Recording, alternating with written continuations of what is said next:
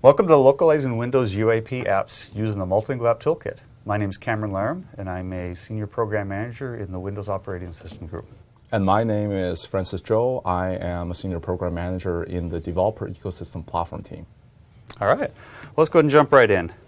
So the Multilingual App Toolkit is a program that is installed with Visual Studio. It's an extension. It's been available since Windows 8, and we've extended it to support the UAP platform as well, since that's the go forward for Windows 10.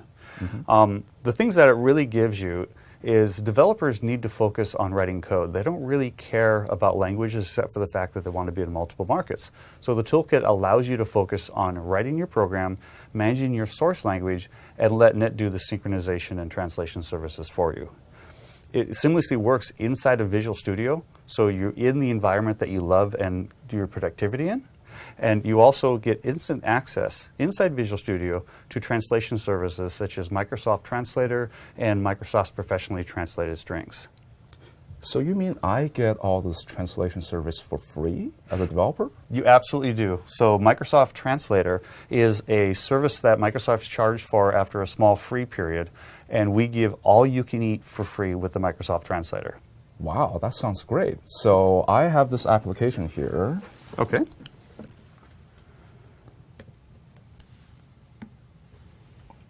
And this application is called Simple Ink that I wrote to demonstrate handwriting recognition in Windows 10. So very nice. I can write something like, hello. And that recognizes into actual English text. So you meant to say, with this application using the multilingual toolset, I can translate to any language I want for absolutely free. Absolutely, yes, 100% free. Works in Express Edition as well. And when you consider the scope of the Windows Marketplace, we have 190 stores, 190 markets you can get into. We have over 60, at the last count I remember, of payment models, so the ability to charge for it and actually receive money from your customers is all built into the Windows ecosystem. Having that in their native language is really important for the value you can provide to them. Absolutely. So you're a native Chinese speaker, right? Yeah. Let's make this Chinese. All right, great. Let's do it. All right. So show me how. Okay. So we'll go ahead and exit out of here. And I believe you have this project up already. So we're going to just switch to this project. Now, the toolkit is a free download off of the Visual Studio Galleries. And if you probably have it already installed here. So if you look, we have version 4.0. Right. It's a technical preview because this is one where we re-architected it so that it works better with all the different environments. And catch the other video, cross-platform with Xamarin as well. Oh, cool. All right. So we do have that pre-installed. After you've installed it, all you need to do is select your project, pretty much anywhere in the project that you want. Go to your Tools menu, Multilingual App Toolkit, and then enable it. So what does enable actually do? That's a great question. What it really does is enabling makes it so that the toolkit is integrated with your project. So now when you have your workflow, when you run your build, it knows how to interact with your source resources, such as your strings that you have in English in this app, and translate them and place them into Chinese, or at least soon to be Chinese. Gotcha. Okay? So that's the enablement. That really just sets the project up. Now, in order to add languages, we simply say, right-click on it, and we say Multilingual App Toolkit, which is your key menu for everything. You'll see there's a couple of grayed out ones. We'll come back to those in a little bit. But what we want to do now is we just want to add a language. And it goes off at this point and is querying the languages that Windows has available. This is a superset to what most people are going to use, so you should have anything you want. Looks like a really long list. Yep. And in fact, if you have custom cultures, like Klingon, oh, really? Because translator service supports Klingon. If you do the custom culture, Klingon will show up here too. Wow. That's pretty funny. So let's go ahead and do Chinese. And we just search for it, and here we go. Here's our Chinese simplified. Now you notice we have a couple of icons next to the name. Yeah, what is that? Those are the translation providers that are installed with the toolkit by default. So we provide you with two providers. One's a recycling engine that uses all of Microsoft's translations that we've used in our products. For example, all the translations from localized versions of Word and Windows and Exchange. They're all built in. The other icon indicates the Microsoft Translator service. And what it does is you have multiple translator providers, so you can get the best of all of them. I see. So let's go ahead and add that. So click OK. Now we could select multiples, but for this demo, we're just going to pick the one. All right.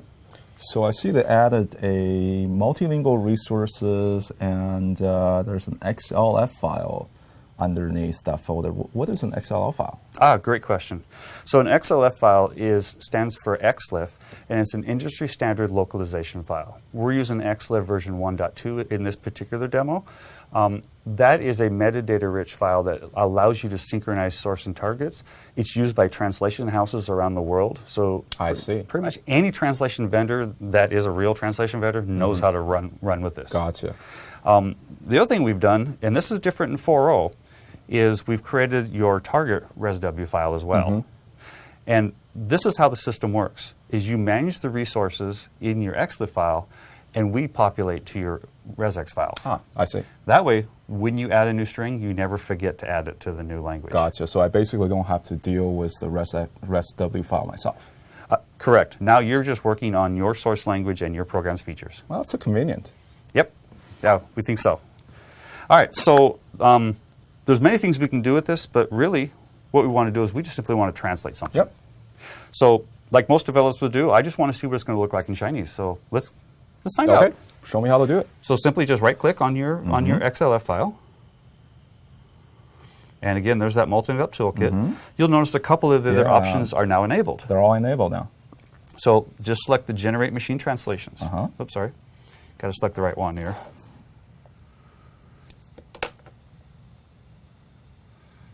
You know it's a real demo when you have a failure like that, right? Exactly. There we go. So now it's going off to, and we're online, that's a good thing. So now it's going off to the online translator services, querying based upon the source strings in your project, saying, give me the Chinese simplified equivalent of these. Now, looks like it's doing it pretty fast. Yeah, it's we must have a good internet connection here today. Yeah. So that's a good thing. So the green bar is complete. Green bar is complete. You'll have a little message here. It'll tell you how many resources have been translated. In this case, we have 46 that have been translated. Okay. So let's go ahead and run this project.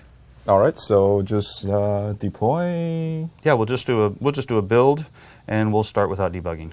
All right. We're just going to run it. Now, you notice all I've done so far is said I want Chinese and give me some translations. Right. You've already written the program. Right. You've made it localizable, which is key. You should always make your programs localizable. Even if you're staying in the US market, think about the population's diversity for language in New York City, in San Francisco, Absolutely. Here in Seattle, right? And in fact, I think less than 50% of the world's people speak English. Yes, exactly.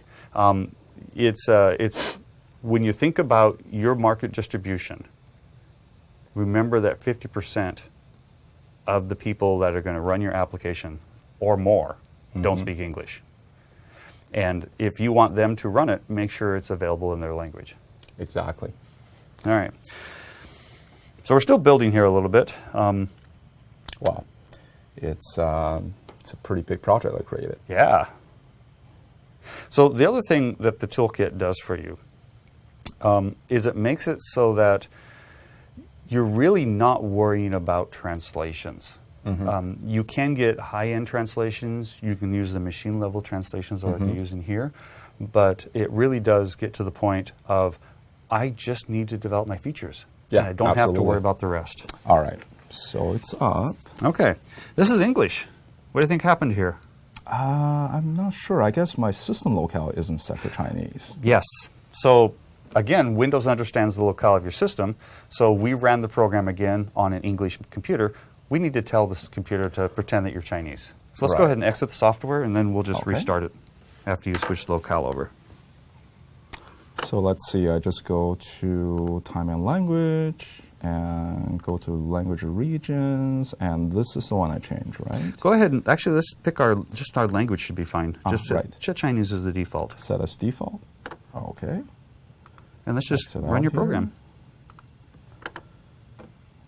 And voila, there it is. I bet you thought it wasn't going to work, didn't you? I was a little. apprehensive. So all the UI and everything is in Chinese. I switch my recognition to Chinese, and I do.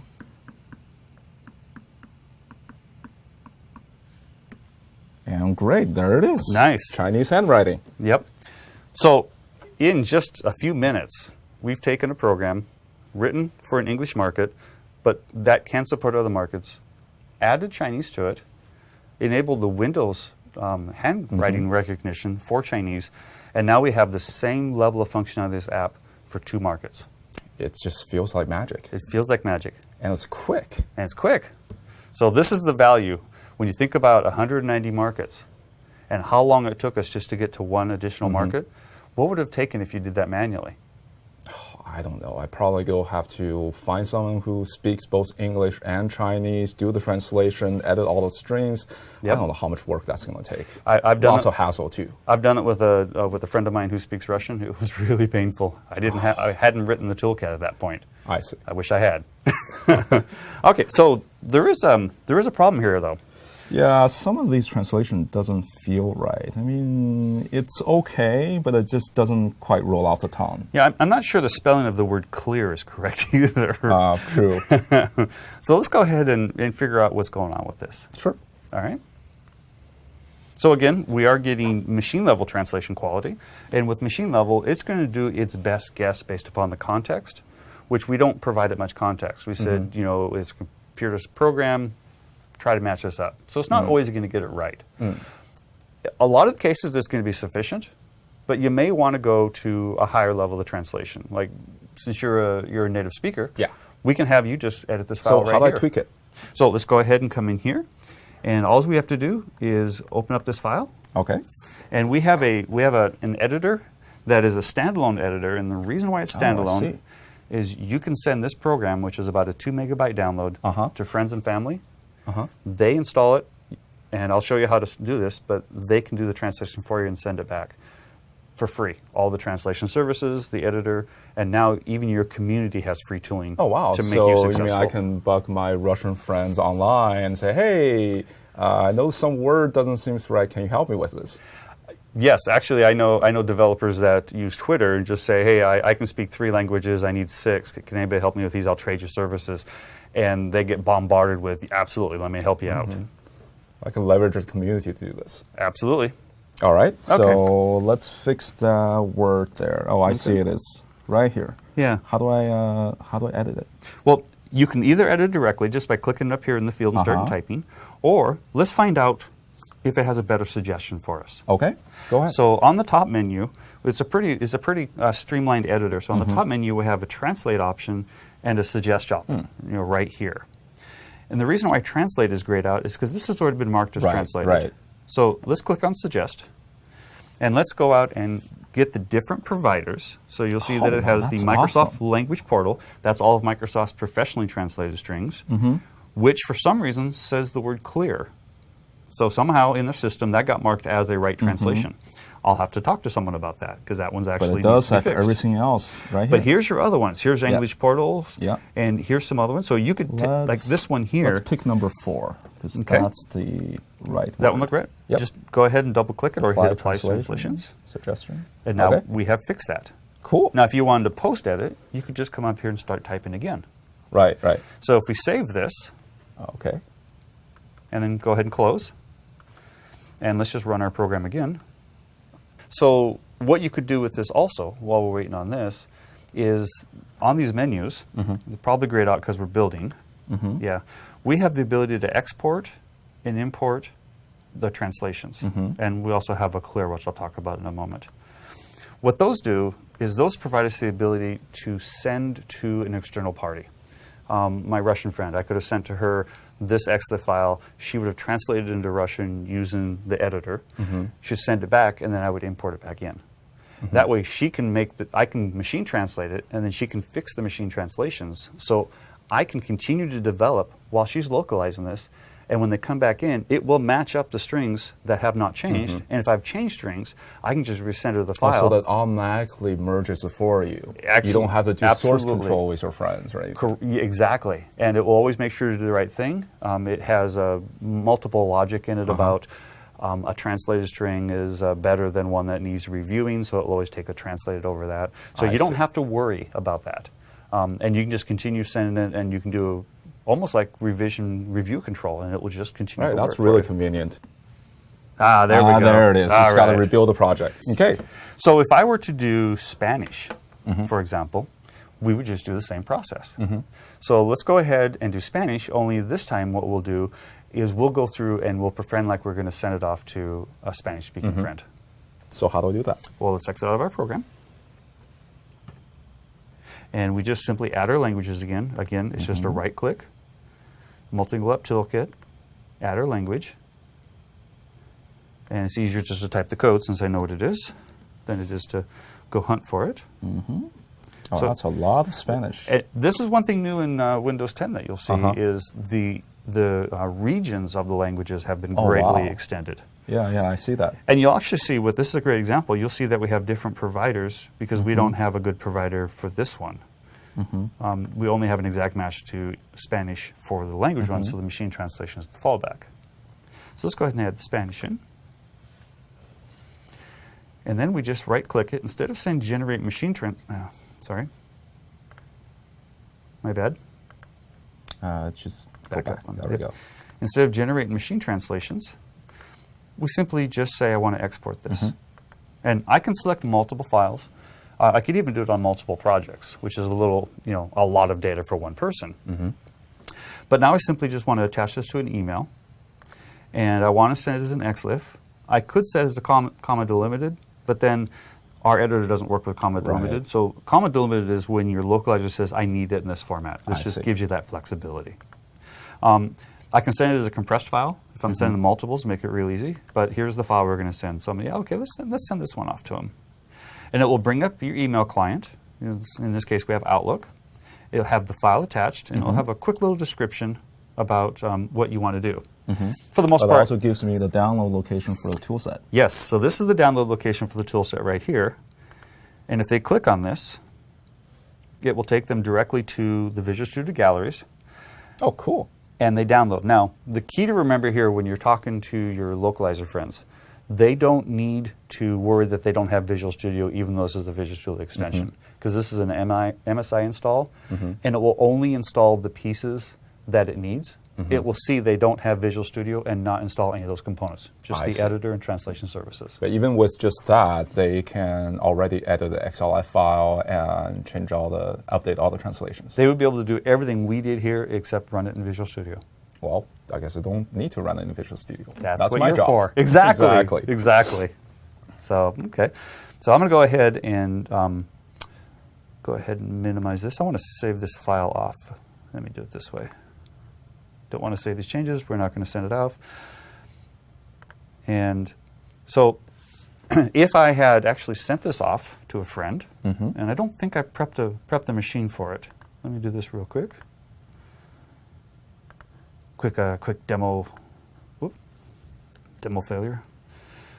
So I'm going to go ahead and copy this file. I'm just going to put it up one directory, two directories, for the sake of just having a place to pull it in from. And I'm going to open this up as my friend would. Oh, right. I double click, it just runs the editor. Yes. And I'm just going to say translate all. And I'm doing this for the demo's sake because I don't speak Spanish. And so now what I can do is I can pretend that this file will be my import file, and we'll see that I get my Spanish translations. So when my friend receives that and she downloads the toolkit and opens it up, even she gets a free translation service if she doesn't want to go through everything and edit it herself. That's exactly right. It's a great starting point because now they can get our best guess and they can go, hey, that one's really close. And this one, well, let's just change the whole thing. The other thing that we're not going to really go into today is the translation providers are extendable. So if you want to do anything with different providers, like heaven forbid you do Google Translate, right?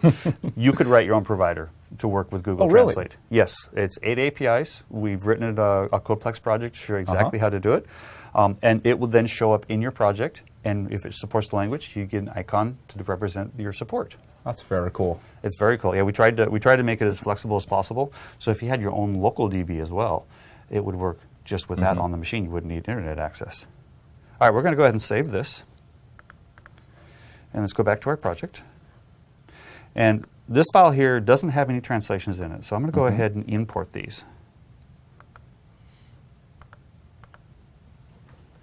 And I'm going to go up one, where I put that file. Yep, there it is. And now I'm going to import this file into this project. There's this option for enable recycling. What is recycling? Recycling is when it's not an exact match, but we think it's a good fit. In our case, we went a little strict. We're still evaluating how strict we want to be. But this means that if my languages match and my source string matches, I don't care about the context. I don't care if it's the same resource ID. I'll go ahead and pull it in. So it gives us the ability to take other projects we've had translated and import them into this project that is unrelated as long as we have the same strings. For example, how many times do you want to really localize the button that says cancel? Right? Never again, right? So I'm going to go ahead and import on this. And it will give me a report that I have 46 resources that were successfully imported. So now, if I do a quick build on this,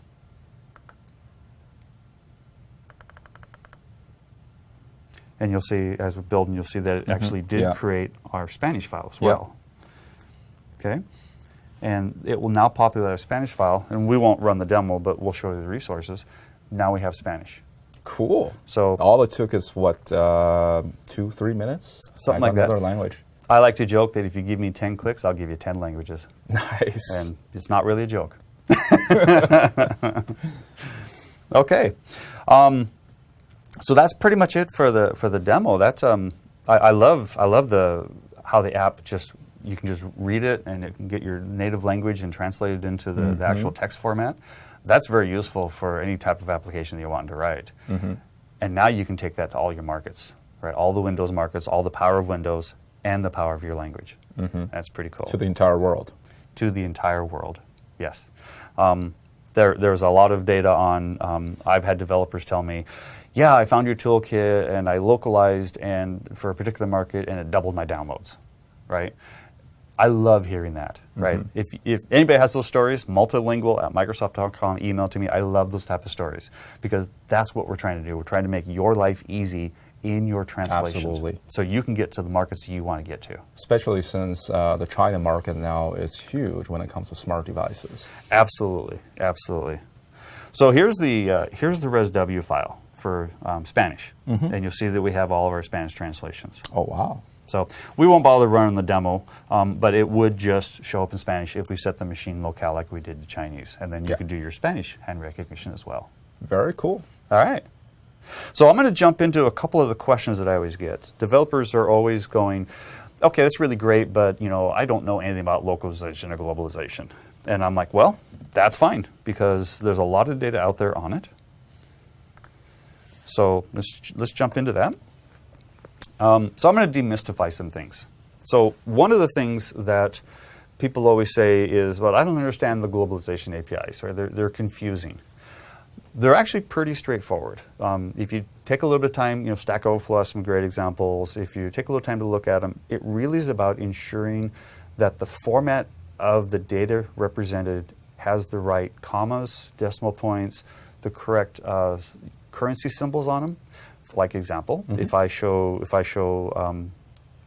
any type of numeric value in France, I'm going to get a comma separator, and I'm not always at the same location in English.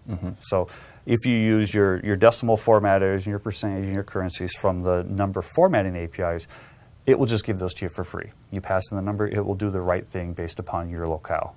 So just call the right APIs. It doesn't work for me. Yeah, just call the right APIs. Don't hard code your string.format. Because that will just make it so that you got bugs and people are going, that doesn't make any sense. Why is it 1,000 when it should be 100? Because the comma's in the wrong spot. Right. Time and date formatters. Right? There's so many ways to do time and date wrong that if you use the system APIs, you'll get it right because it provides a pattern. So with the pattern, you can say that I want the month, the year, and the day, and it will know based on the locale how to order it properly so it makes sense for that locale. So instead of hard coding positions, you have a pattern and it works really well. And of course, calendar, right? Don't ever try to write your own calendar because all it does, not everything is a Gregorian calendar. Not everything starts on Sunday as the first day of the week. Oh yeah, And those talk are about complicated. And those are the least of your problems, right? Yes. So yeah, use the calendar controls on the system, definitely. Some of the things to avoid, right? We talked about this a little bit. This string format for month, day, year works really well in almost nowhere. So just don't use it. I mean, you might be able to get away with it here in the States, but it won't work anywhere else. And the formatting, this here is going to be wrong. Currency, the dollar sign for the US dollar would possibly be offensive if you try to go to multiple markets. And if you offend someone with your app, they're probably not going to run it. Exactly. Given the diversity of the market. Don't override the user's language, their locale, unless there's a really good reason to, and they have opted into it. Sometimes there's a valid reason to do it, but when you do it, remember, it's permanent. They have to uninstall or you have to manually reset it back. It is stuck on that locale. Wow. So that looks like a harmless API. It's a really powerful one, but when used incorrectly, you're going to get a lot of negative feedback. I see. And we know how much we So want they negative run your feedback. app, and now they have to screw with your system. Exactly. Yeah, they have no way to undo it. I see. But they can always uninstall you. Oh, that's not something. That's I not want. what we're trying to Nope. promote here. So use this one with caution if you're going to use it at all. And then, of course, we talked about the calendar controls. Just use the ones that are built in. You can't go wrong. Localization demystified. These are some of the core questions that get on localization as well. Always use localization files for your strings, even if you're only going to a targeted market. There are several applications I know of that are centric to a particular market, but they've made it localizable and they go into other markets just because it might be fun for those markets. Well, they get a high percentage of downloads from those markets.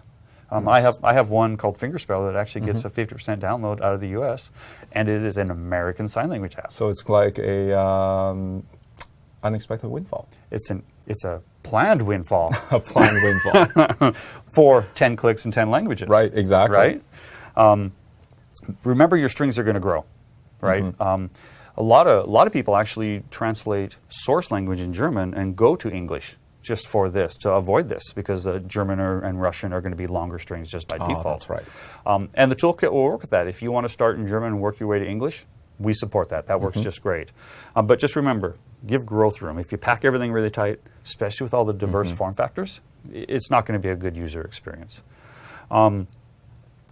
Very simple. Do your bindings, your XUIDs, and your store apps. And if you're using JavaScript apps, make sure you do your data win resource. That just hooks it up, and you're good to go. Never load a resource string manually by saying, "Oh, I'm just going to use an English string here," because even if it's an exception, go ahead and use the resource loader API to get the string. One note on that: this will return an empty string if it's not in your system. So right here, if resource-loader.getString myResource doesn't exist in your resw file, you get a blank. So if you get a blank, go look. Oh, here, I didn't translate something. I didn't create a string that I created an ID for.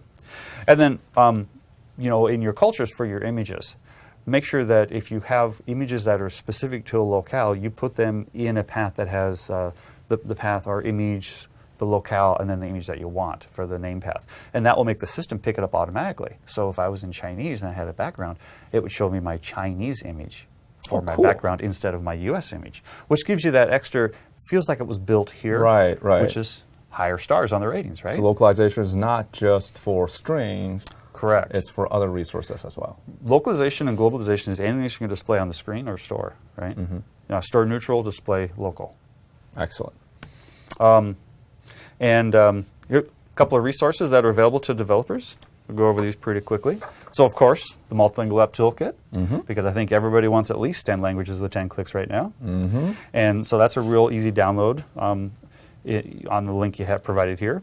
We talk about what we do in the toolkit on our blog. We take comments and feedback. We also have a user voice site, because those are so cool. I love when people give us feedback on user voice site, because it allows us to modify the product and give them what they're looking for. Excellent. Translation services. These are the two we actually showed in the product. So we have the Microsoft resource, or the Microsoft Translator. That is a pay-for service. unless you're using the Multilingual App Toolkit, in which then we give you all you can eat for free. But if you want to integrate it into a website, this is a great way to do it for dynamic website translation. And also the language portal is the Microsoft Professional Translated Strings. You can hook into that yourself as well. We do it for you with the toolkit. And of course, localization samples, right? You can never get enough localization samples because that's the best way to learn. So here are some basic ones that have your date and your time formatting. That is pretty much 90% of the issues people hit. Download some of these samples and play with it, and you'll figure that out right away. Got our numbers for parsing. For example, you just don't want to do two-string on a number all the time. You want to be able to put it in the right format. And of course, there are some samples on a full application for the localization aspect of it, such as we're doing with Matt. That's our whirlwind tour of the Multilingual App Toolkit. Francis, thank you very much for that app. That's an awesome app. Oh, thank you. And I'm looking forward to seeing it in Chinese. All righty. All right. Thank you very much. Thank you.